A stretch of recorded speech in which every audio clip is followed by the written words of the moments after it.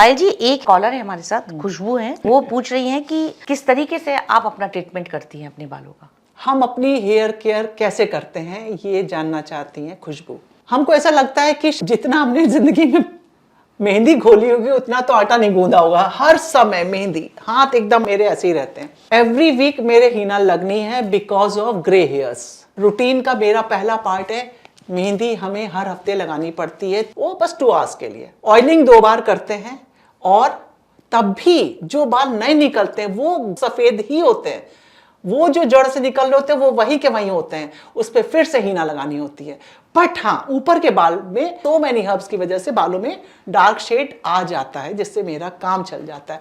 उसके बावजूद भी एक बड़ी इंटरेस्टिंग आपको बात बताते हैं। कभी कभी क्या होता है कि अचानक शो आ गया, उस समय कैमरे के सामने आना है तो और मेहंदी नहीं लगा पा रहे, उतना टाइम नहीं है, तो हम मेहंदी को, जो हम मेहंदी बनवाते हैं, जो मेरे अपने बॉक्सेस हैं, उसका ही जो एक पहला यानी कि झाड़ से जो मेहंदी लाते हैं उसको धोया, उसको दरदरा पीसा मिक्सी में, उसको छन्नी में रख दिया।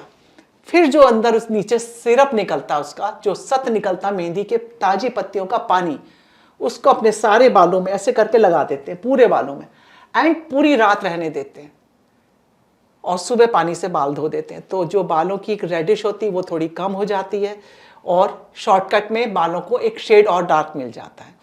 इस तरह से ये कहेंगे कि ऑल्टरनेट एक एक दो दिन छोड़ छोड़ के बालों को कुछ ना कुछ हर्बल केयर देते रहते हैं।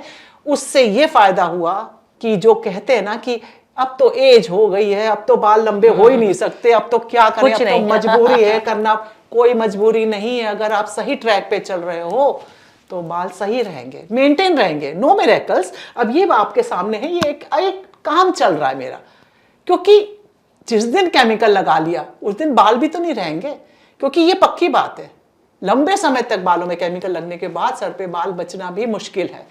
तो बाल बचाने के लिए मेहनत करनी पड़ेगी।